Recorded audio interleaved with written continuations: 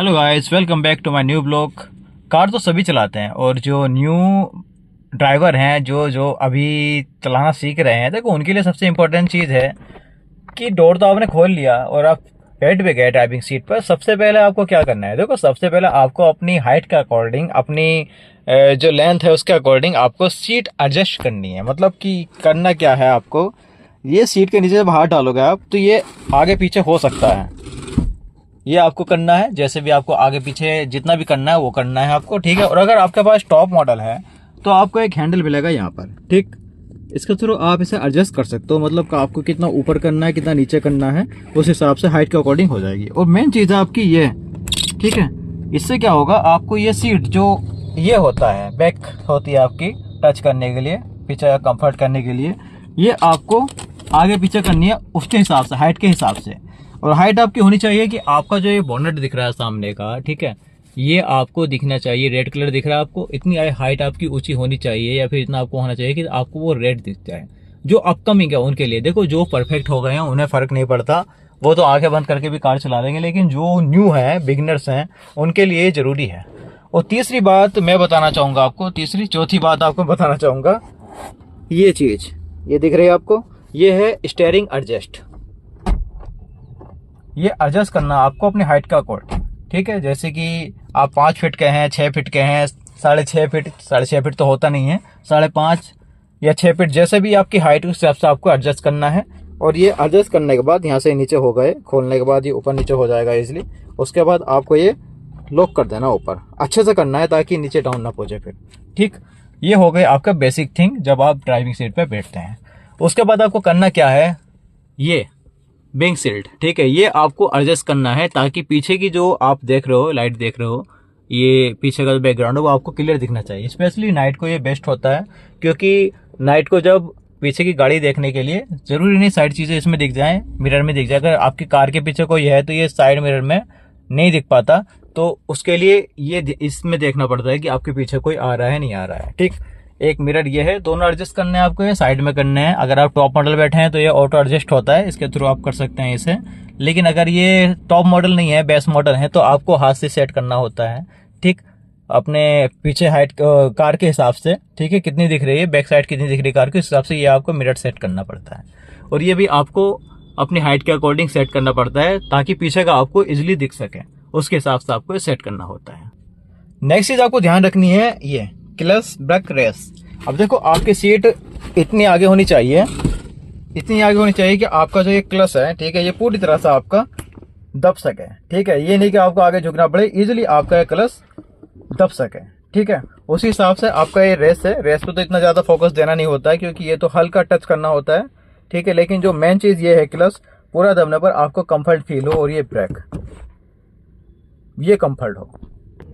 उसके बाद आपको सेट करनी है आपकी सीट बेल्ट, ठीक। सीट बेल्ट ये ऑटोमेटिक है, इसे तो ऊपर नीचे कर सकते हैं हम, ये यहाँ से खींच सकते हैं इसे। ये सीट बेल्ट का इंपॉर्टेंट ध्यान रखना है, ये पूरा कंप्लीट देखना है आपको कि कितना काम कर रहा है, कैसे काम कर रहा है। और ये लगानी भी है, लगाने का सही तरीका है, इसे आपको पकड़ना है, ठीक है, आगे खींचना है, ठीक है, एक हाथ, इसलिए मुझे प्रॉब्लम हो रही है। और ये इसका लॉक होता है, इजली से लगा देना है, ये लग गई है। और अगर आपको उसको रिमूव करना है तो ये प्रेस लिखा हुआ है, प्रेस को आपको दबाना है, उसके बाद ये ऑटोमेटिक रिलीज हो जाती है और ये पीछे खुद पे खुद पहुंच जाती है। इसमें भी एडजस्ट करने का सिस्टम होता है, मैं आपको दिखा दूं थोड़ा सा। ये सीट पीछे की मैंने एडजस्ट करने का भी इसमें थोड़ा होता है, ये सब थोड़ा खींचेंगे ऊपर तो ये एडजस्ट भी हो जाती है। इस पे टॉप मॉडल में या फिर कुछ बेसिक मॉडल में भी आता है, वो अपने हिसाब से देख लेना, ठीक है। विंडो का ध्यान रखें, विंडो को अपने हिसाब से एडजस्ट कर लें। अगर आप एसी पे यूज करना चाह रहे हैं तो विंडो को बिल्कुल बंद रखें, और अगर एसी यूज नहीं कर रहे हो तो आप इन्हें थोड़ा, जो ये विंडो है थोड़ा नीचे कर लें ताकि आपको हवा लगती रहे। आप डिप्रेस, क्योंकि मैं बताऊँ ना, आपको जब गाड़ी चलाते हो तो बहुत ज्यादा टेंशन होती है, और टेंशन में आपका माइंड जो होता है वो ज्यादा प्रेशर में होता है, प्रेशर की वजह से आपको गर्मी ज्यादा लगती है, तो इसलिए हवा की सख्त जरूरत होती है, फ्रेश हवा की ज्यादा जरूरत होती है, तो इसलिए विंडो थोड़ा नीचे डाउन कर लें, ठीक। और बेसिक, अब मेन चीज है कार स्टार्ट करने के लिए। कार स्टार्ट करने के लिए देखो सबसे ज्यादा इंपॉर्टेंट है कि आपको गियर देखना है कि ये न्यूट्रल हो रखा है, ठीक है, न्यूट्रल हो ये देखना है। और हैंड ब्रेक, स्टार्ट कर लिया आपने, हैंड ब्रेक आपको छोड़ना बिल्कुल ना भूलें, हैंड ब्रेक डाउन करना बिल्कुल ना भूलें, नहीं तो आपका पता नहीं क्या क्या खराब होगा। देखो काफ़ी चीज़ें खराब हो जाती है ज़्यादा लॉन्ग टाइम तक आप ये हैंड ब्रेक पे चलाते हैं, तो ये रिलीज़ करना ज़रूरी है, ठीक।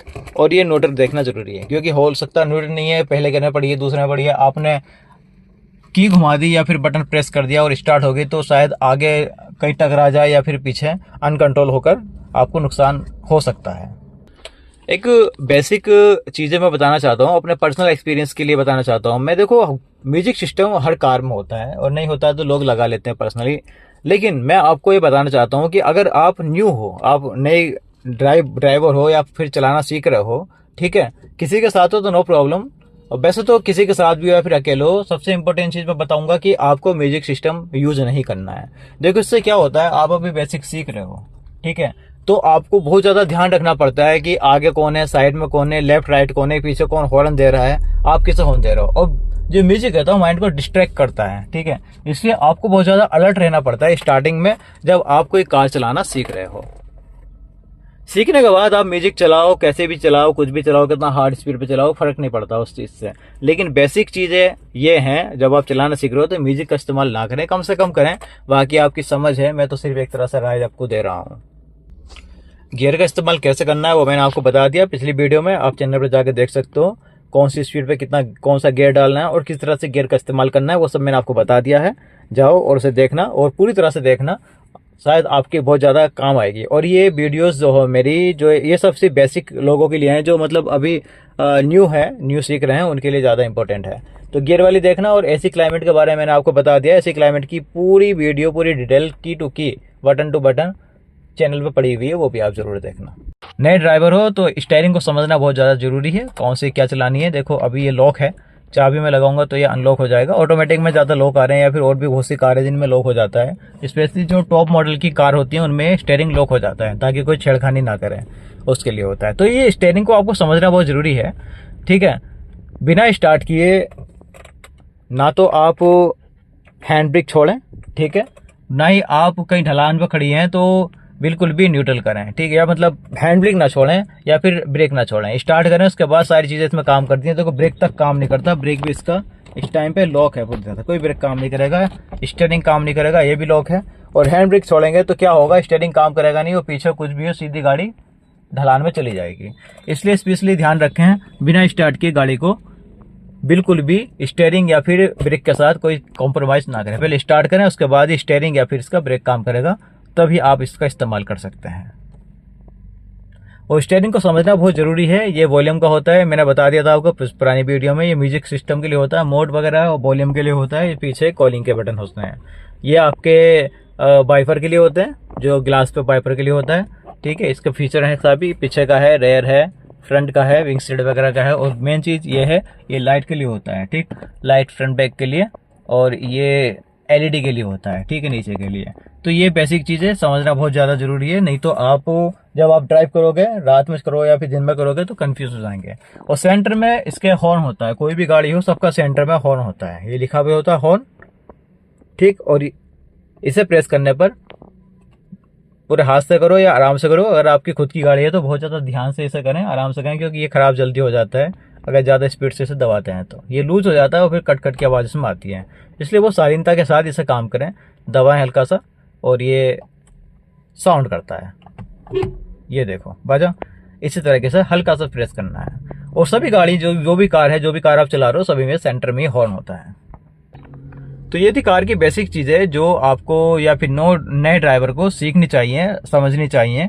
बाकी चीज़ें आप धीरे धीरे समझ जाओगे, जैसे कि आपको 2 महीने 3 महीने कार चलाते हो जाता है, उसके बाद आप धीरे धीरे सारी चीज़ें समझ लेते हो कौन सी चीज़ कहाँ है। और मेरा मानना तो ये है कि मैंने पुरानी वीडियो में भी आपको बताया, पिछली वीडियो में भी, कि गाड़ी लेने के बाद आपको आधा घंटा गाड़ी को देना चाहिए अंदर बैठकर, उसके फंक्शंस को समझना चाहिए, और जो चीज़ समझ में नहीं आए, ठीक है, आप यूट्यूब के माध्यम से या फिर ChatGPT के माध्यम से या फिर किसी भी माध्यम से आप उस पर सर्च कर सकते हैं कौन सा फंक्शन कैसे काम कर रहा है। वैसे तो मैं अपनी सारी वीडियो में बता देता हूँ कि कौन सा फंक्शन किस तरह से काम करता है। फिलहाल जैसे भी आपको अगर कोई और जानकारी चाहिए तो आप कमेंट बॉक्स में अपना सवाल मुझे छोड़ सकते हैं। आई होप मैं आपको पूरी जानकारी, सही जानकारी इसमें दूंगा। आज के लिए इतना ही। वीडियो पसंद आई है तो वीडियो को लाइक करें और चैनल को सब्सक्राइब करें और वीडियो को अपने दोस्तों को या फिर बाकी लोगों को शेयर करना ना भूलें। मिलते हैं ऐसी ही किसी वीडियो में, तब तक के लिए गुड बाय।